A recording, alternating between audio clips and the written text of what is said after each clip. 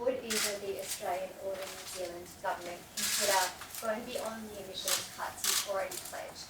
And further to that, will either nation look to increase their foreign aid spending with a focus on climate change in the Pacific? Well, perhaps if I can say, I've had the opportunity to speak to Pacific Island leaders, mainly on the phone, but also I've met with the Prime Minister of the Cook Islands. And for every one of those discussions has begun with 2 points. One, congratulations on my election, and secondly, a sense of relief that the Labor government that I lead is now a part of the action when it comes to climate change. And they have all expressed that support for the change position that Australia has, whether it's in the Pacific or when I've been in Europe or meeting with President Biden and the Major Economies Forum. It has been noticed around the world, not the least of which is in our region, that Australia is now a participant in the constructive action that's required globally to deal with the challenge of climate change. For us also, it's about the opportunity. And part of that is about investment in infrastructure. We have a $200 million fund for infrastructure investment in climate change. That's on top of the $525 million of additional support for development assistance in the Pacific.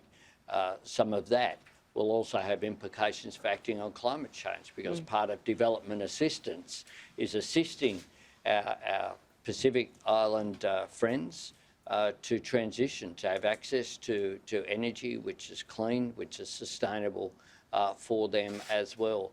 So I believe that our change position will be very much welcomed in the Pacific. We have a clear commitment that we have a mandate of a floor of 43% reduction in emissions by 2030. That's something that will see domestically a massive increase in the percentage of energy produced by renewables, and it is a position as well that enables us to engage on climate change in the region, not the least of which is, and something we discussed this morning, is Australia's bid to host a future Conference of the Parties on climate change.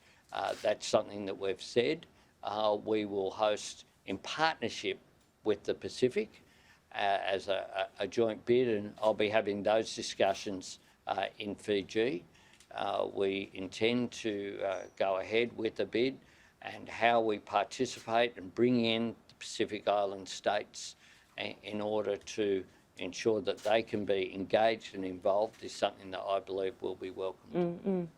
And look, here I would just highlight again the commitments that New Zealand has already made. We too have increased our ambition with our nationally determined contribution increasing to 50%.